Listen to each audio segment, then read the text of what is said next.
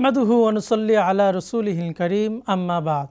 সুপ্রিয় দর্শক শ্রোতা, মহিমান্বিত মাস রমজান উপলক্ষে সময়ের মাসব্যাপী আয়োজন ইসলাম ও রমজানে আপনাদের স্বাগত জানাচ্ছি আমি নোমান বিল্লাহ। আজ আলোচনা করব রোজা যেভাবে সামাজিক সম্প্রীতি সৃষ্টি করে তা নিয়ে।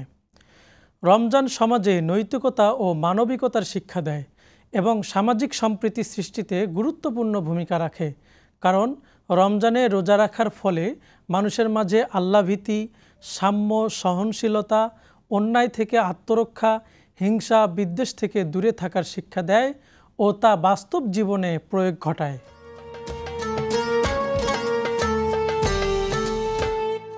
আল্লাহভীতি বা তাকওয়া অর্জন রমজানের অন্যতম লক্ষ্য। আল্লাহ তাআলা বলেন, হে মুমিনরা, তোমাদের উপর রোজা ফরজ করা হয়েছে যেমন ফরজ করা হয়েছিল তোমাদের পূর্ববর্তীদের উপর, যাতে তোমরা তাকওয়া অর্জন করতে পারো। আল্লাহ তাআলা এই আয়াতে রোজা ফরজ করে দিয়ে নিজেই বলে দিয়েছেন যাতে মানুষ রোজা রেখে আল্লাহভীতি অর্জন করে। একইভাবে রমজানে পাপ বর্জনের শিক্ষা দেওয়া হয়েছে। নবী করিম সাল্লাল্লাহু আলাইহি ওয়াসাল্লাম বলেন, যে ব্যক্তি মিথ্যা বলা ও সে অনুযায়ী আমল বর্জন করেনি, তার এ পানাহার পরিত্যাগ করায় আল্লাহর কোনো প্রয়োজন নেই। তাই রোজা রাখতে হলে পাপ কাজ ছেড়ে দেওয়া গুরুত্বপূর্ণ।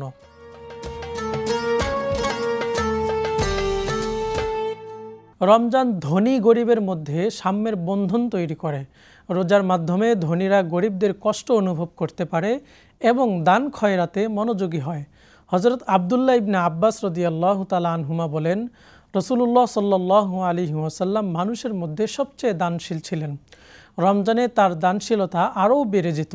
একইভাবে রমজান ধৈর্য ধারণের শিক্ষা দেয়। নবী করিম সাল্লাল্লাহু আলাইহি ওয়াসাল্লাম বলেন, রোজা ঢাল স্বরূপ। কেউ যদি গালি দেয় বা ঝগড়া করতে চায়, তবে সে যেন বলে, আমি রোজা পালন করছি।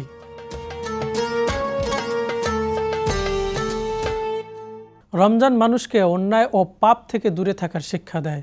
হযরত মারিয়াম আলাইহিস সালামকে বলা হয়েছিল, মানুষের মধ্যে কাউকে যদি তুমি দেখো, তখন বলো, আমি দয়াময়ের উদ্দেশ্যে রোজা তথা মৌনতা অবলম্বনের মানত করেছি। একইভাবে আমাদের যুগে রমজান মাসে মানুষকে অন্যায় থেকে বাঁচায়। এজন্য কাউকে বলতে শোনা যায়, রোজা আছি তাই কিছু বললাম না। তাছাড়া নবীজি সাল্লাল্লাহু আলাইহি ওয়াসাল্লাম বলেছেন, যখন তোমাদের কেউ কোনোদিন রোজা অবস্থায় ভোরে উপনীত হয়, সে যেন অশ্লীল কথাবার্তা ও জাহিলি আচরণ না করে। যদি কেউ তাকে গালাগাল করে বা তার সঙ্গে ঝগড়া বিবাদে লিপ্ত হতে উদ্যত হয়, তখন সে যেন বলে, আমি রোজা পালনকারী, আমি রোজা পালনকারী। আর কেউ যদি ঠিকঠাক রোজা রাখে, তাহলে আল্লাহ তাআলা তাকে মাফ করে দিবেন। মহানবী সাল্লাল্লাহু আলাইহি ওয়াসাল্লাম বলেন, যে ব্যক্তি আল্লাহর প্রতি দৃঢ় বিশ্বাস রেখে সওয়াবের নিয়তে রমজানে রাত জাগরণ করে, অর্থাৎ তারাবি ও তাহাজ্জুদ নামাজ আদায় করে, আল্লাহ তাআলা তার পূর্ববর্তী সব পাপ মার্জনা করে দেন।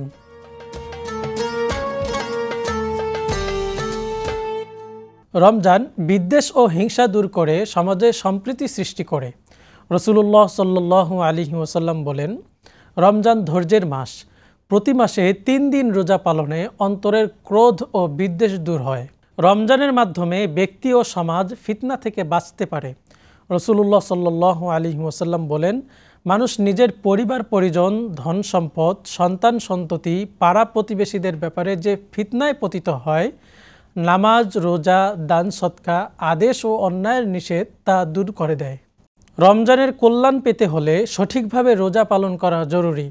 হযরত জাবির রাদিয়াল্লাহু তাআলা আনহু বলেন, তুমি যখন রোজা রাখো, তখন যেন তোমার কান, তোমার চোখ, তোমার জিহ্বা মিথ্যা ও হারাম থেকে রোজা রাখে।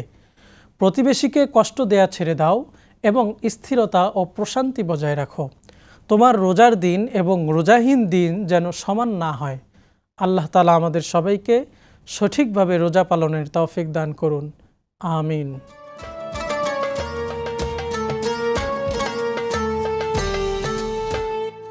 প্রিয় সুধী, রমজানের রোজা সঠিকভাবে পালনের জন্য রমজান সম্পর্কিত গুরুত্বপূর্ণ মাসাইল জানা জরুরি।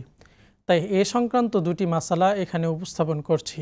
একজন জানতে চেয়েছেন, আমি 10 দিনের মধ্যে একদিন এতেকাফ আদায় করতে পারিনি, সেটার কাজা আদায় করতে হবে কি? হ্যাঁ, কাজা করতে হবে। যে মসজিদে 5 ওয়াক্ত নামাজ অনুষ্ঠিত হয়, সেখানে রোজা সহকারে একদিনের এতেকাফ কাজা আদায় করতে হবে। আরেকজন জানতে চেয়েছেন, একদিনের এতেকাফ ভঙ্গ হলে কি 10 দিনের এতেকাফই ভঙ্গ হয়ে যায়? সুন্নতে মুআক্কাদা এতেকাফকারীর এতেকাফ একদিনের জন্য ভঙ্গ হলেও তার সুন্নত এতেকাফ বাতিল হয়ে যায়। তবে যদি পরে রোজাসহ ওই একদিনের কাজা আদায় করে তাহলে তা যথেষ্ট হবে। প্রিয় দর্শক শ্রোতা, রমজান মাস জুড়ে সময়ের নিয়মিত আয়োজন ইসলাম ও রমজানের সঙ্গে থাকার জন্য সবাইকে ধন্যবাদ। পরবর্তী পর্ব দেখার আমন্ত্রণ জানিয়ে এখানেই শেষ করছি। আসসালামু আলাইকুম ওয়া রাহমাতুল্লাহি ওয়া বারাকাতুহু।